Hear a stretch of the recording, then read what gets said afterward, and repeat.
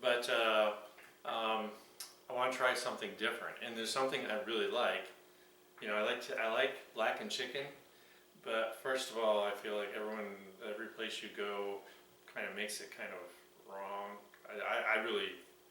It's very rare that I taste blackened chicken that I think is right. I know the whole concept. You know, gotta have a cast iron pan, get it real hot. You know, 1,000 degrees, throw the chicken in, you marinate or whatever. So I'm like, there's got to be a better way. I don't need to smoke up my whole house, and I just need to do it a way that I'm comfortable with. Not necessarily that is better, but something I'm comfortable with. So I got a couple chicken breasts here set aside. Need that later. And I'm going to make this like marinade coating thing first. Alright? So first I got like half cup of mayo in here. And here are the secret spices. Obviously I'll give you the recipe because you'll never remember unless you can write really fast.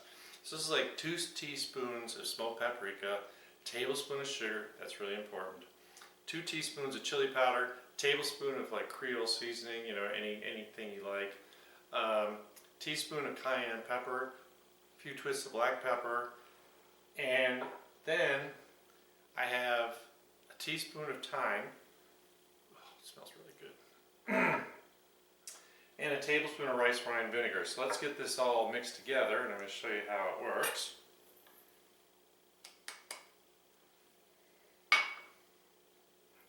So I'm going to put all the dry stuff in here first, okay? And I just want to get that kind of going.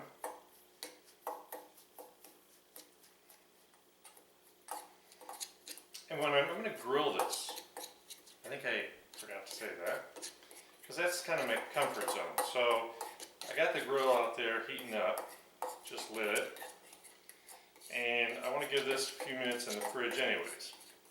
So this gets really thick from all that powdery and, you know, stuff. So that is why the rice wine vinegar. Now I'm telling you a tablespoon, but in reality we just want to kind of thin it out, but not too thin. Wrong bowl. Wrong bowl. There it is. It's hard to see, it's clear. So I'm going to start with just a few drips. And it's funny because someone commented to me that they had made one of my recipes,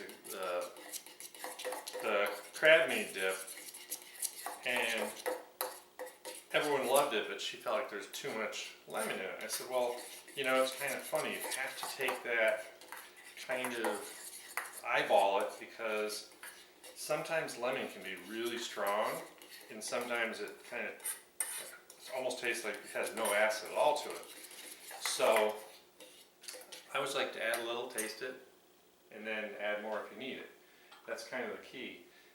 So I put about a teaspoon in there of this tablespoon. I'm going to drizzle just a little more, so we're probably about 2 teaspoons at this point. And I just want a consistency I can work with.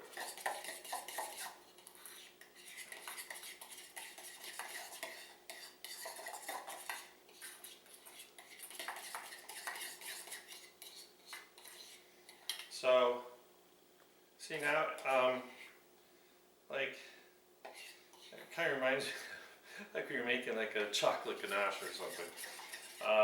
But it definitely broke down all that gritty, dry stuff in here, which is what I really want to do, and I'm just making sure I get in all the corners. Alright, I'm going to call that really good. So I got a pan. I'm going to take chicken,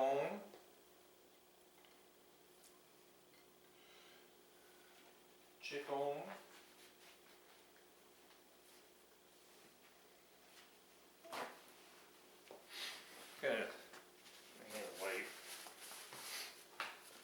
And so this isn't fancy by any means. I'm going to just use my fork here.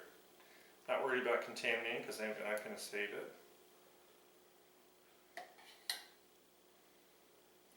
I am going to keep this to marinate if I need to, but I'm just going to get this is what I call the underside, right? And whenever I'm cooking boneless chicken breasts, I always put what would be the skin side down first. And get a nice color to it, and then flip it and let it finish cooking.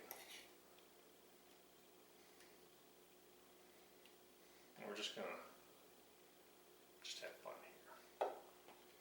Now,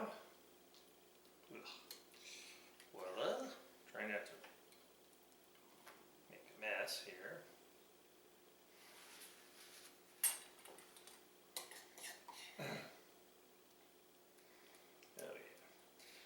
So after I put the chicken on, I'm gonna save this bowl out there, and save the dish out there so I can add more if I need to. You can get, I love, and I can't find it, but you've seen those rubber basting brushes? I haven't been able to find mine. Must be somewhere.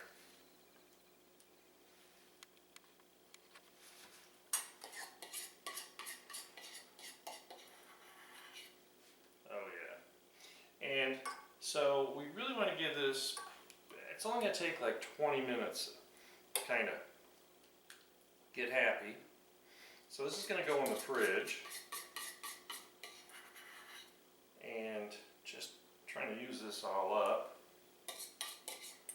Yes, I know a spoon would be easier, but I think the fork to mix and the fork to spread it like this is a whole lot easier.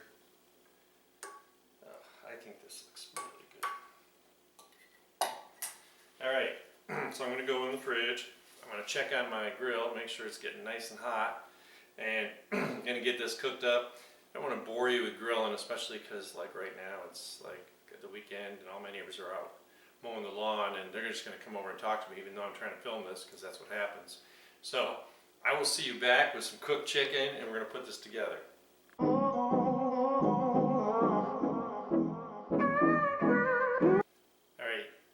You guys aren't going to believe this, but the smell is absolutely fantastic.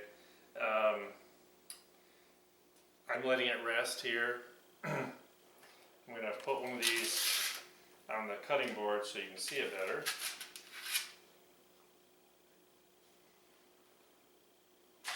It's just starting to cool down. So, whenever you're cooking chicken, instant ring thermometer if you're not sure. I hate giving recommendations, but a breast this size takes about 20 minutes. And that's only because I use a really hot fire. I mean, my grill's like 500, 550 when I'm grilling. And, just keep moving it. But as you can see, it's got nice caramelized. It's not the kind of blackened chicken that you'd see. But anyway, I can tell you right now this is going to taste really good. So I'm just going to let it rest a minute. So let's talk about how we're putting this all together. And the first thing is that I made a new batch of my Italian dressing. It's really basic. Obviously I'll have the recipe in the beginning of the video, and I will, and I'll probably link to it when I made it. I just take a measuring bowl, 1 quart, and my immersion blender. You can use a food processor, you can use a blender, whatever works for you. But it's really simple. So we've got a 1/4 cup red wine vinegar, 2 tablespoons of Dijon mustard, tablespoon of honey, juice of 1 lemon. Okay, so we've got to get all that liquid stuff and all that emulsion going on so it doesn't separate. And then we want 4 cloves of garlic, and you can't put them in whole, so I just kind of smash them. We want about a cup of Italian parsley. That's what makes it green and beautiful. My wife keeps saying it's like green goddess dressing. And a few basil leaves, because I grow it right out here, and some ground black pepper. And you want a 1/2 cup of olive oil. You really need to have a lot of good olive oil in here, because what do you think dressing is? So if you think about the main ingredients, so it's a 1/4 cup of vinegar with a 1/2 cup of olive oil. And that's about the right ratio, and everything else is just kind of extra, okay? So we're going to use this on it. Now I'm hoping this is cooled enough that I'm going to whack a couple slices here. And I don't like cutting things that I'm not touching. You know, I hate those guys, you know, when you go to a fancy restaurant and I just want to see, it's still really toasty. Oh, so tender, but there's no pink, promise you that. Oh, Lord, Lord. And let's just, I probably didn't let it sit long enough because it's really hot, but that's okay. I'll just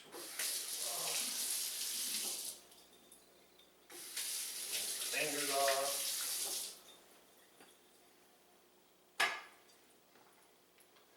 Alright, let's get this back.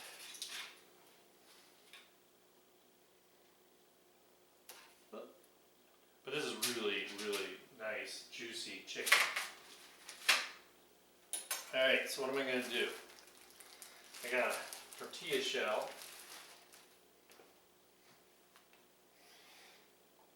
And we're just going to line up that chicken. Alright? Oh, taking it all. It's all being taken hostage.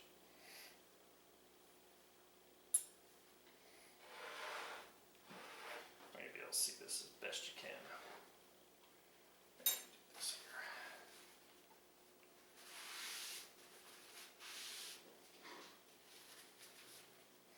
here. And I think, you know, to kind of add to that smokiness, I've got some real bacon that I cooked, and I kind of gave it a quick microwave just before getting it ready. I got some red onion I just kind of sliced in and then quartered. Not going to be enough room on this shell, right? Got a beautiful beefsteak tomato. They're really great right now. Not going to be able to wrap this up, you know that, right? So this is going to be a nightmare for picture purposes. Alright. And I need a little bit of grated cheese. It's kind of optional. I like it. So it's kind of like making like a salad of some sort. Because what am I going to do now? I've got some coleslaw mix. Lettuce is not going to hold up well enough, so I want some coleslaw mix because I want that crunchiness, right? The carrots and the cabbage, and whatever else is in here. And I always pick out the really big, ugly stuff.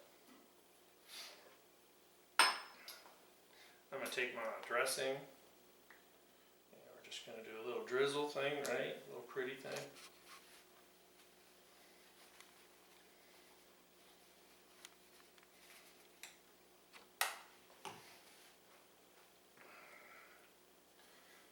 So we're going to eat this like taco style. I don't think I can burrito wrap it. Yes, I can. Watch this.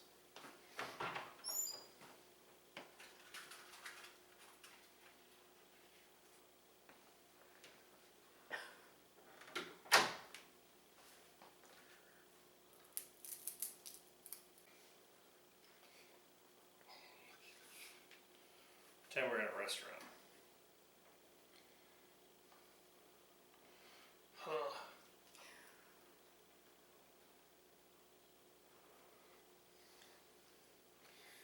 Look, I did it, right? Are you impressed? I had to do this because it wasn't going to work any other way. But anyway, it's really pretty. It's really going to taste really good. So I'll be honest with you. So yesterday I made this big, huge bowl of mac salad, and that's what I'm going to have with this. But I really want to show you something. And you know, lots of times when I make wraps, I'm using like ranch dressing or chipotle ranch. I'm kind of keeping that creaminess. But in this, with that blackened chicken, I really want to bring out a little bit of that vinegar-ness of the dressing and make it really, really good. So anyway, I hope you like this. Thank you, everybody, for your support, comments, your subscribing.